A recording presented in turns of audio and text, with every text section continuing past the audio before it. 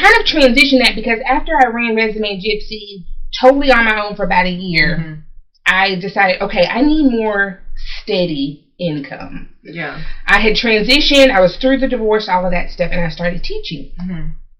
And kind of was able to kind of transition that into a program where I taught my kids entrepreneurship, basically. Yeah, so I taught English and I taught other things, but once a week my principal would let me teach entrepreneurship, which was great. Wow, okay. It was fabulous. So anyway, so that was kind of the Resume Gypsy piece. So when this opportunity came to me, Fro Fruit, I had once again taken another leap. And this is how I always think of it in my mind. I knew I didn't want to teach anymore. Now, all along this road, some people listen to stories like this and think, oh, she doesn't know what she wants to do. Right. She's going from X to Y to Z. Yeah, you're right. But guess what? All along the way, you're learning. I'm learning. I'm figuring it out. Process of elimination, because I'm the person who, I graduated from high school at 16, I graduated from college at 20, and I did what I was supposed to do for 10 years. Never that chance to, like, travel the world and try this and try that. All the stuff you're supposed to do in your 20s. Right, you didn't do it. I didn't do it. So you hit 30, you hit motherhood, you hit all these things, and you realize, okay, let me try to figure out what it is I want to do. Who am I? Who I am. Because if I know who I am, that it will make it easier for my daughter to know who she is. Yeah. Right? You'll be teaching that real, true self-understanding, self-awareness. You'll be giving it to your baby just automatically. It'll come with it. So it was the end of my second year, Michelle, as a teacher, and I said, you know what? This has been a great opportunity. I've learned a lot. I know I don't want to teach. Right. Not a teacher. Even though I'm a daughter of educators, this is not what I want. And but I had always taught my kids in school to follow your dreams, do what you want to do.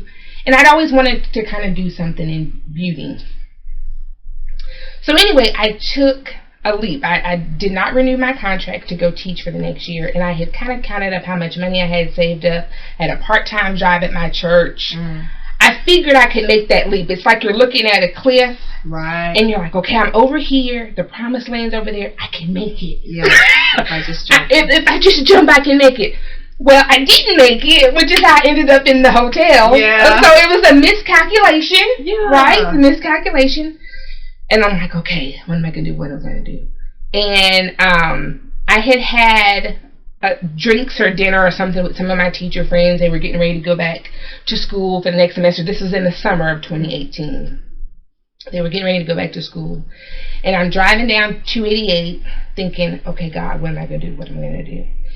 And having taught my high school kids about mentorship and success teams and following your dreams and all that, I'm like, okay, I need to find somebody who knows what he or she is talking about. Like, I need a mentor. I need that success team. And I like telling people this part of the story because I hope it will encourage other people to do the same. But cold call. I'm big on cold calling people. And I looked up, I had known of a local entrepreneur. His name is Michael Moore. He owns Stuffed Baked Potato Factory. I don't know if you ever heard of it before. And he used to own Beltway 8 Records. Back in the day, their heyday was during my college years. So I knew of his name. I knew who he was. And I just looked him up on Facebook. Sent him a message. Hey, this is who I am. This is what I'm trying to do. I didn't know this man from anybody. This is who I am. This is who I'm trying to do. Will you give me 30 minutes of your time? I have a couple questions. I'm trying to make this work. And I told myself, Michelle, the worst that could happen is he says no or there's no response. I can risk that. I had already risked so much. I'm like, I can risk a no. Sure enough, he texts back and says, hey, call me after 9 o'clock, da-da-da-da-da. Now, thankfully, and I really think this was all God aligning. Of course. This is just his personality, like a give back, all that kind of stuff. But you went to the right person because Spirit knows who you need to reach out to. No. I thank you for saying that. I believe that. So that day, later on that evening, he calls me. We end up talking for a couple hours. He tells me his whole story of entrepreneurship, how he had to pivot from music to restaurant, just the books to read, all the encouragement, everything that I needed. Now, at the time, I was still I thought I was going to reincarnate my resume business. Yeah. That's what I thought. Okay. Once I ended up talking to Michael, I said, I'm already out here in these deep waters. I'm going to do what I really want to do. I'm not going to tiptoe anymore. Yes.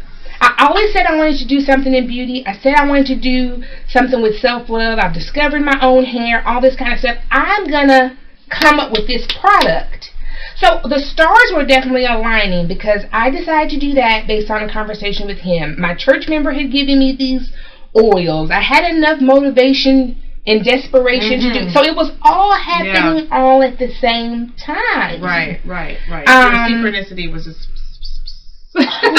everywhere. And I'm a big believer in, I think we're about the same age, probably your audience. We're all in this kind of age range of like trying to figure it out. There are days we probably feel like it's too late and we're so old. We're not. We're not. You know, that is the whole basis of my consulting business, which I started on, I don't know which direction. I guess they just told me to do it, you know. Yes. So I started and I was like, what? I talk to people every day. I guess I could be a consultant. So I started, of course it's evolved so much, and it's only been like 10, 12 months. But it was a spiritual move because it was only that internal go that told me you can do this because I have a bigger purpose. It's not just consulting. My purpose is to help raise the consciousness of our community. Even if it's not just black people period, because we need to get on we need to get here because we're living here. We are. Right. And it's time out for that. Right. It's time out for that. It's time because, I mean, we're coming into a time right now where, and I'm about to start channeling, I feel like I'm starting to vibrate, but we're coming into a time where we got to be who we are. You have to be. So if you are Fro Fruit Erika, you must be that. I must be. There's no other way to live. There's no other way for you to live. You know, and I have to be who I am. And that means that I have to change my podcast. And so everything that happened on the way to changing the podcast happened for a reason. It wasn't to devastate me, to cripple me. It was so that I could get in the right space, so that I could attract the people who need me, like you. You know what I mean? Yes. And if you are obedient to that voice, you will be rewarded for it. Greatly. Because I always think to myself, I'm 38 years old, and I always think to myself, man, I see people all the time that wake up at 50, wake up at 60 and say, woulda, shoulda, coulda. Why didn't I do this? I was living for this person. I was living for that person. That is not going to be my story. You must live for this person. You must be. And I say all the time, there's a lot of things you can say about me, Michelle. A lot. I got 2 ex-husbands that'll tell a whole bunch of stuff. Let them tell which half of it may be true. Okay? But one thing you can't say is, I do not give up. And I try and I chase my dreams and I'm hopeful and I'm optimistic and I'm living a life that is not only beneficial to me, but beneficial for my daughter and beneficial for everybody around me. That is who I need to be. Because guess what? I spent the majority of my childhood in my 20s being something completely different. Being who you thought you needed to be to fit into the box. That does not work. It doesn't work. And I can't even tell you how good I feel being able to be myself.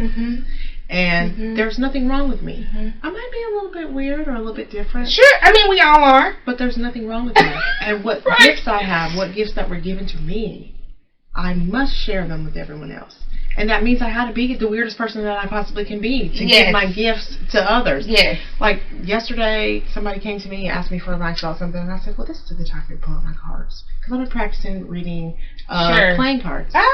So, you know, like I know everybody reads traditional tarot, oracle cards, but I wanted to try something different because of me. So I was like, let me see if I can go the next level. Yes. And I was able to read her situation and really give her a good reading. And, awesome. And honestly, like, this is the first time I've ever talked about that, being able to do that. Mm-hmm. So, I mean, it's just time for us to be ourselves, and I really appreciate you respecting that message that you got to move, because I can't wait to try the product.